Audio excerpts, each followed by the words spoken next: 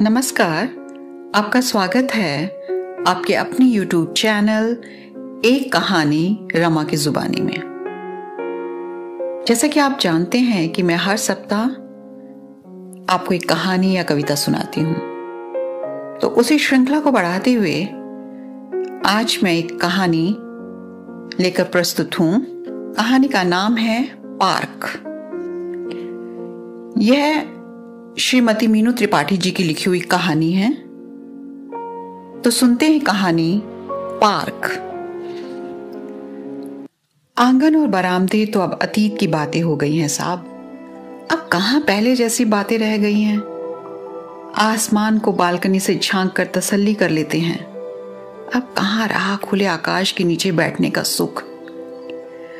कुदरती चीजें भी बाजार से खरीदने की आदत पड़ गई है, और क्यों ना पड़े, सब कुछ बाजारों में आसानी से मिलता है। आम के पत्ते हों या दुर्वा, अब कौन आकर इन्हें चुनता है। अरे जनाब, अब खुली जगह कहाँ रह गई हैं, और लोगों को जरूरत भी क्या है। कुदरत से मुहैया होने वाली सभी वस्तुएं बाजारों में उपलब्ध हैं। रिटायर्ड जज सोहराब जी की बातों में सब हाँ में हाँ मिलाते रहे। कुछ दिन पहले सैर करते समय 4-5 लोग उनके पीछे आगे चलते रहते थे, पर रिटायर्ड होने के बाद सड़क के किनारे बने इस पार्क में लगी बेंच पर बैठकर खुद को आम लोगों से जोड़कर दार्शनिक नुमा खास बातें कर लेते हैं। 4-5 बुजुर्ग जो पहले दूर से उन्हें देखकर दुआ सलाम कर लेते थे, अब उनके आसपास खिसक कर आ जाते हैं। उन लोगों से खुद को घिरा देखकर सोहराब जी के रिटायर्ड होने का दर्द कुछ हद तक दूर हो जाता है। ऐसे में खुद की नई शुरुआत मान जज साहब भी उनसे यूं मिलते हैं मानो बस अभी मुलाकात हुई हो। बातों का सिलसिला यूं ही आगे बढ़ता जाता है। बातों का आलम अतीत और वर्तमान में झूल ही रहा था कि घिरते अंधेरे ने सबको घर की ओर कूच करने का संकेत दे दिया। घर चाहे जमीन पर हो या अट्टालिकाओं पर बना हो, आसमान दिखे या ना दिखे, सुकून के 2 पल तो घर में ही नसीब हैं। कल फिर यही मिलने का वायदा लेकर सभी ने अपनी सुविधा अनुसार घर की ओर कूच किया। यह रोज का नजारा होता है इस पार्क का। हर उम्र के लोग और उनकी विभिन्न रुचियों के क्रियाकलापों का विहंगम दृश्य देखने को मिलता है। यहाँ एक कोना वरिष्ठ नागरिकों के लिए बना है, जिसमें लगभग सभी रिटायर्ड हो चुके वृद्ध हैं। क्या छोटे क्या बड़े पद पे रह चुके, ये सभी एक दूसरे की बातों में खुलकर ठहाके लगाते नजर आते हैं। कुछ दिन पहले IAS के पद से रिटायर्ड हुए सोलंकी साहब भी जज साहब को देखकर यहाँ आ जाते हैं। रिटायर्ड होने के बाद राजनीतिक दलों से अपरोक्ष रूप से जुड़े होने के कारण आम आदमी के बीच बैठना इनकी जरूरत है। ये सभी भ्रष्टाचार तो कभी राजनीति, कभी घर परिवार के दरकते रिश्तों या वाहियात सिनेमा के चलन को कोसते नजर आ जाते हैं। इन सभी से दूर कुछ नौजवान और नवदंपति भी अपना कोना खोज लेते हैं। रोज आने वाले लोगों की श्रेणी में अवनी और दीक्षा भी हैं। रोज की तरह आज भी ये भागती हुई आई। मैं अब और नहीं दौड़ सकती, आज का कोटा पूरा हो गया है। अवनी झुककर अपनी कमर पर दोनों हाथ रखते हुए अपनी उखड़ी सांसों को नियंत्रित करने की कोशिश कर रही थी। बस पार्क के दूसरे कोने तक जाएंगे, ये जो अंकल जा रहे हैं ना, बस उन्हें क्रॉस करना है। हाफते हुए दीक्षा बोली तो अवनी ने हाथ खड़े कर दिए। नहीं, बस अब और नहीं। ये रोज का नजारा होता है। रोज फुटपाथ से भागते हुए इस पार्क में प्रवेश करना, 2 चक्कर लगाकर यूं घास में लेटकर उखड़ी हुई सांसों को नियंत्रित करती इन दोनों लड़कियों को परवाह नहीं होती कि लोग उन्हें देख रहे हैं। कुछ देर यूं पड़े रहने के बाद बेंच पर बैठकर लोगों को ऑब्जर्व करना और आपस में कमेंट पास करना इनका शगल है। बात बात पर बेतहाशा हंसकर लोगों का ध्यान अपनी ओर आकर्षित करना इनकी आदत में शुमार है। युवा इनकी मानसिकता समझकर मुस्कुराते हुए आगे बढ़ जाते हैं, तो बड़ी उम्र के लोगों की आपत्ति भरी नजरों का सामना अक्सर ये दोनों करती हैं। ए अवनी, वो शेखर अंकल है ना?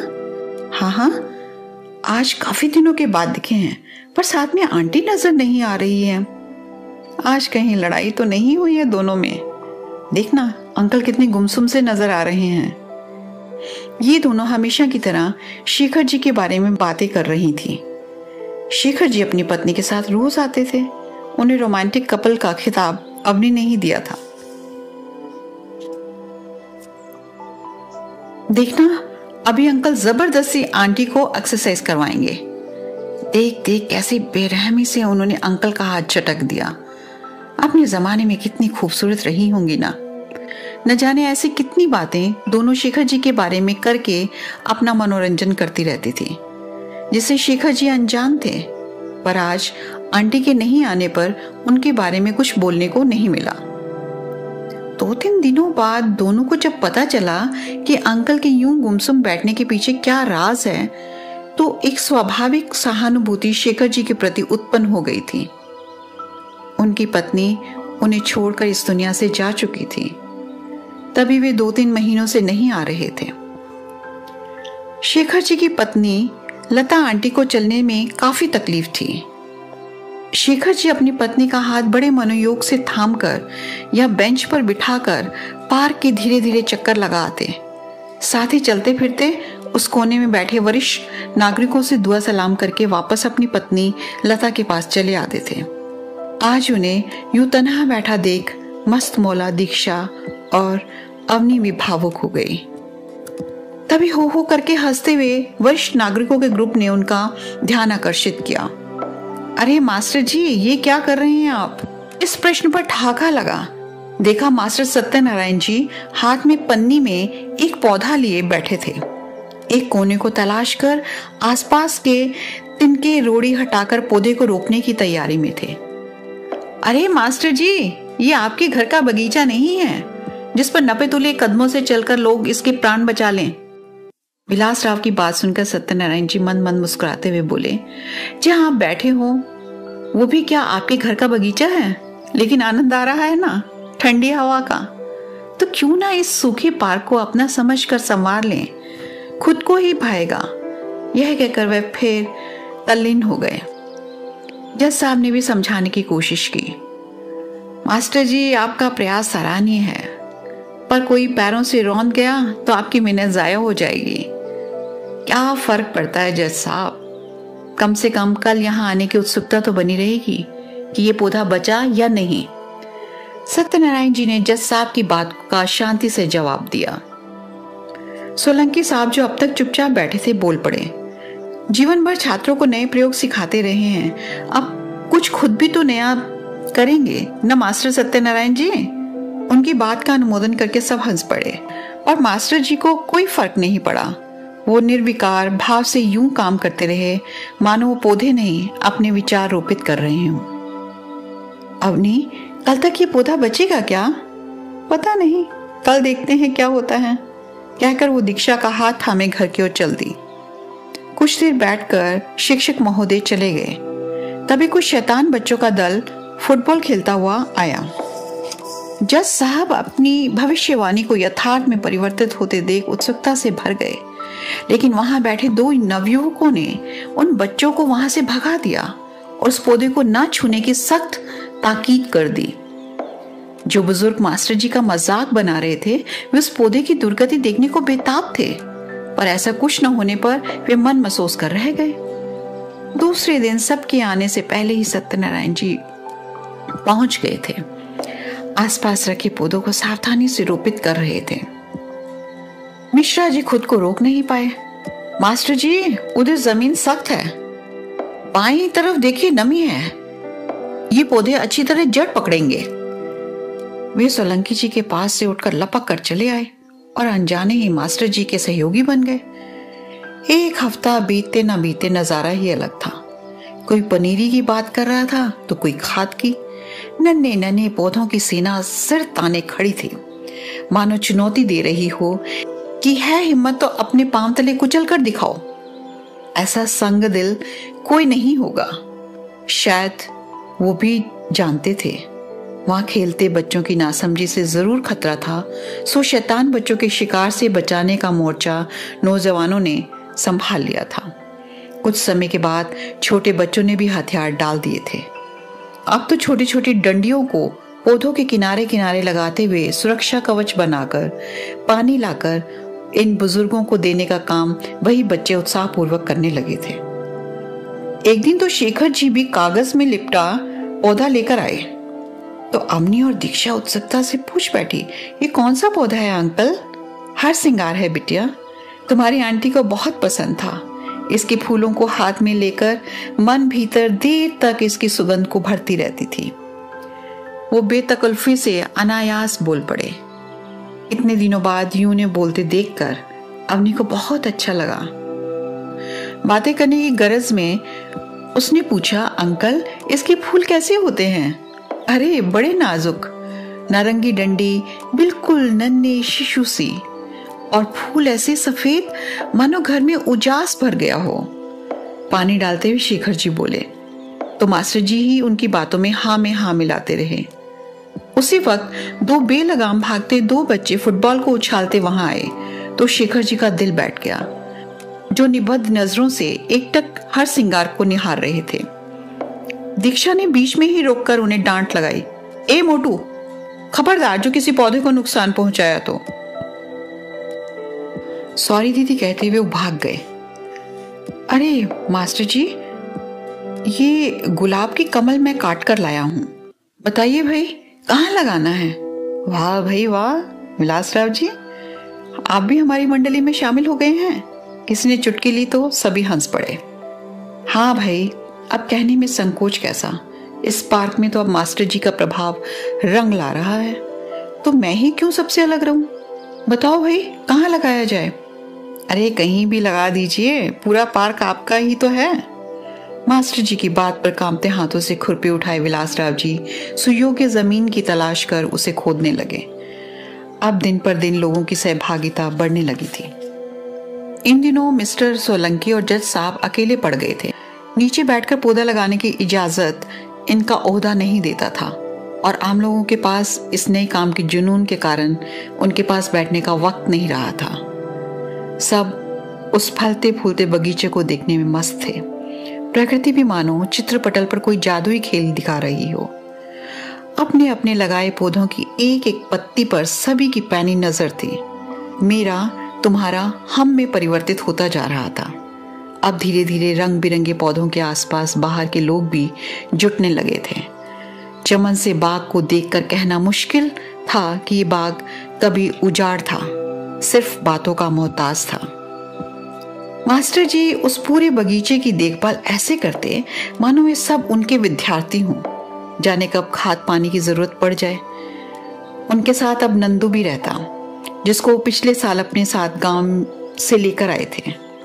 नंदू की पढ़ाई लिखाई का जिम्मा मास्टर जी ने अपने ऊपर ले लिया था। 2 साल पहले तक वो खेतों में काम करता था, लेकिन अब शहर में स्कूल जाता और मास्टर जी के साथ रहकर उनसे शिक्षा प्राप्त कर रहा है। वो रोज मास्टर जी के साथ पानी की बोतल के साथ दिखता। मास्टर जी की सनक पार्क में रंग दिखाने लगी थी। एक दिन अवनी ने शेखर अंकल की खुशी की किलकारी सुनी। अरे अवनी बिटिया, ये देखो हर सिंगार की कली। खुशी से कांपती आवाज के साथ आबद्ध नजरें उस कली पर टिकी थी, मानो वो कली ना हो गया कली के रूप में लता आंटी हो। अंकल अभी तो और फूल खिलेंगे ना? अरे बहुत सारे, शाम ढलते इतनी महक फैलेगी कि पूछो मत। सौंधापन जी को तृप्त कर देगा। अब तो शेखर जी ने सुबह सुबह आना भी शुरू कर दिया था।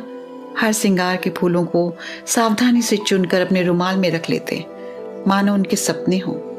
उनकी देखा देखी और लोग भी नीचे से फूल उठाने लगे थे।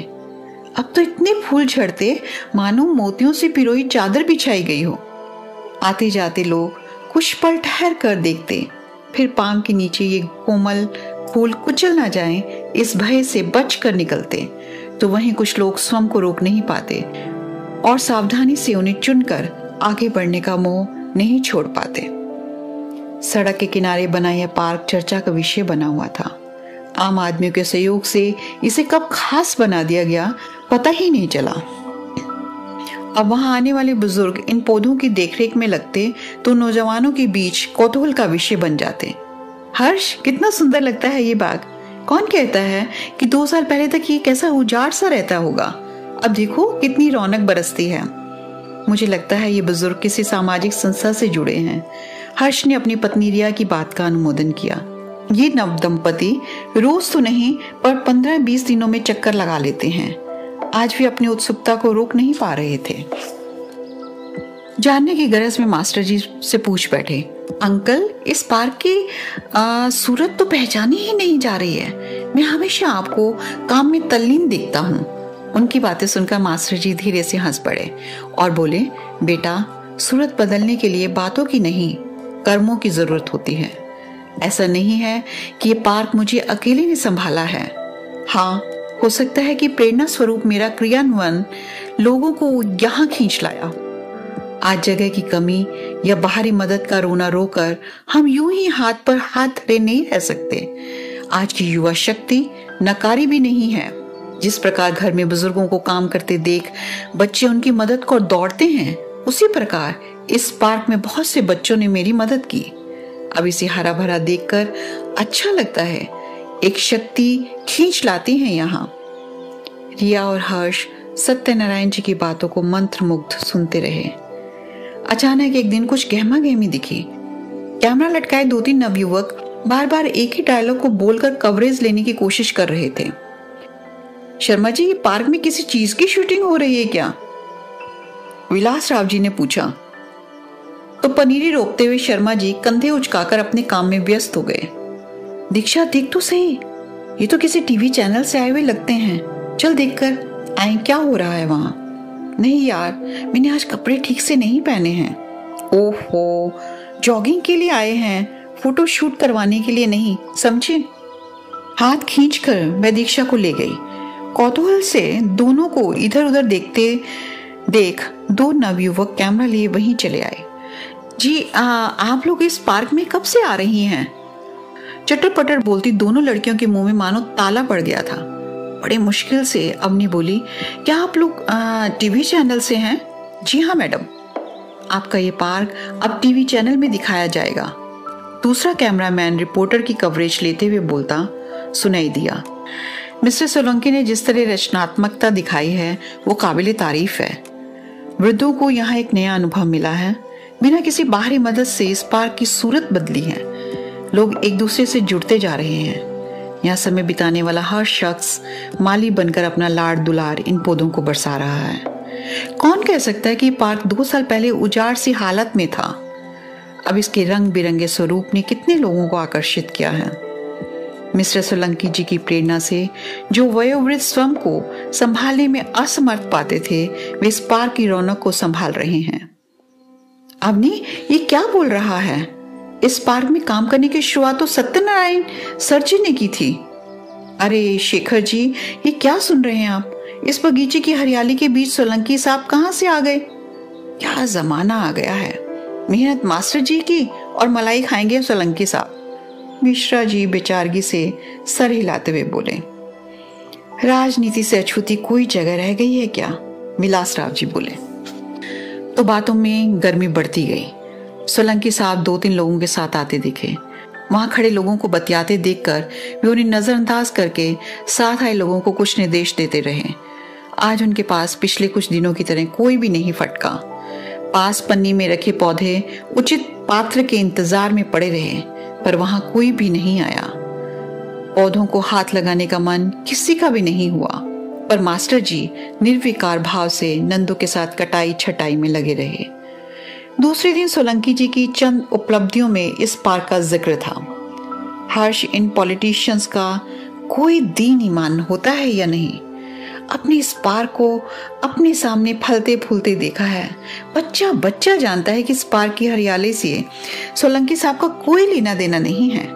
उसके बावजूद पार्क का उद्घाटन ये करेंगे। It is ridiculous. आज रिया बहुत गुस्से में थी। शाम तक पार्क का जिक्र सबके मुंह पर था। सुना है बड़े बड़े अतिथि आ रहे हैं उद्घाटन के लिए। शाम तक सोलंकी जी जिस पार्टी से संलग्न थे, उनके कार्यकर्ताओं ने वहां मोर्चा संभाल लिया था। मैडम, आप आज अंदर नहीं जा सकती। क्यों? दीक्षा के पूछने पर वो बोला, आज अंदर पत्थर लग रहा है। कल सोलंकी साहब उद्घाटन करेंगे, तब आना। अवनी अब चल यहाँ से, मेरा तो मन खराब हो चुका है। इस दुनिया में कोई भी चीज सरलता से साथ क्यों नहीं रह सकती। दीक्षा की बात पर अवनी चुप रही। शाम को उद्घाटन के तमाशे में सभी लोग थे, सिवाय मास्टर सत्यनारायण जी के। नना करते हुए भी सब पार्क में चले आए थे। सुबुकाहटों के स्वर पसरे सन्नाटे को भेद रहे थे। आज पार्क की स्वाभाविक चहल पहल वहां के माहौल से घबरा कर जाने कहां चली गई थी। पक्षी भी बदलते माहौल को भांप कर अपने डेरे में आज समय से पहले ही जा छिपे थे। सन्नाटे को रह रहकर तोड़ती विरोध के स्वर सुनाई देने लगे थे, पर खुलकर विरोध करने की हिम्मत किसी में भी नहीं थी। सोलंकी साहब खंभों के बीच बंधे रिबन को काटने की तैयारी में थे। तभी उनकी नजर पड़ी मास्टर जी पर, जो बाहर गेट के पास छुटी हुई जमीन पर पौधा लगाने की तैयारी में थे। बूढ़े हाथों में खुरपी मजबूती से थामी हुई थी। नंदू ने पानी की छींटे देकर जमीन को नम बना दिया था। रिबन काटने की तैयारी में खड़े जज साहब असहाय और लाचार से एक मुजरिम से भाव लिए खड़े थे। आइए सोलंकी साहब, रिबन काटने का समय हो गया है। कैमरामैन मुस्तैदी से पोजीशन लेकर खड़े थे और सोलंकी जी के हाथ यकायक कांपने लगे, मानो उस कैंची का बोझ भारी पड़ रहा हो। उस वक्त सोलंकी साहब की कमजोर सी आवाज आई, मास्टर जी आप ही आइए, इस फीते को काटने की ताकत अब मुझ में शेष नहीं है। समझ नहीं पाए थे कि अंतर्मन की आवाज थी या वो सच में वो बोले थे।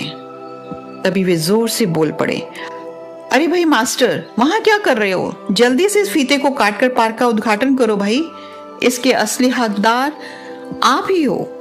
सोलंकी साहब की बात को सुनकर कुछ लोग विस्मय में पड़े, तो बाकी सभी उनके निर्णय पर खुशी से तालियां बजाने लगे। जज साहब ने लंबी सांस ली, मानो किसी मुकदमे का सच्चा फैसला अभी अभी लिया गया। मास्टर जी भाव शून्य चेहरा लेकर आए और नंदू से बोले, क्यों रे नंदू, कहाँ है आज तेरी वानर सेना? पीछे खड़े शैतान बच्चे अपने लिए बुलाए संबोधन को पहचान शोर शराबे के साथ आगे आ गए। उनके आते ही नंदू ने पूरी ताकत से थामी कैंची से फीते को काट दिया। सभी वयोवृद्ध जो पीछे तमाशबीन की तरह पीछे खड़े थे, वे आगे आ गए। भाई वाह, अब लग रहा है कि ये अपना पार्क है।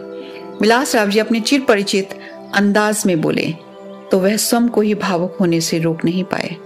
उस वक्त जज साहब ने आगे बढ़कर उनके दोनों हाथों को थामते हुए निशब्द सही निर्णय पर अपनी खुशी जाहिर कर दी। पसीने में डूबा सोलंकी साहब का चेहरा अब सामान्य हो गया था। हर सिंगार की महक अचानक बगीचे में फैल गई थी। शेखर जी जल्दी से अपने हर सिंगार के पास चले आए थे। अवनी और दीक्षा वानर सेना के उत्साह को काबू करने में जुटी थी। कुछ समय के लिए खोई हरियाली और चहल पहल पूरे जोश के साथ पार्क में फिर से वापस आ गई थी। तो इसके साथ ही एपिसोड समाप्त करते हैं। आपको ये कहानी कैसी लगी? कमेंट सेक्शन में जरूर बताइएगा और चैनल को भी लाइक, शेयर और सब्सक्राइब भी जरूर कीजिए। तो मिलते हैं अगले सप्ताह एक नई कहानी या कविता के साथ। तब तक के लिए दीजिए इजाजत और अपना रखिए ढेर सारा ख्याल।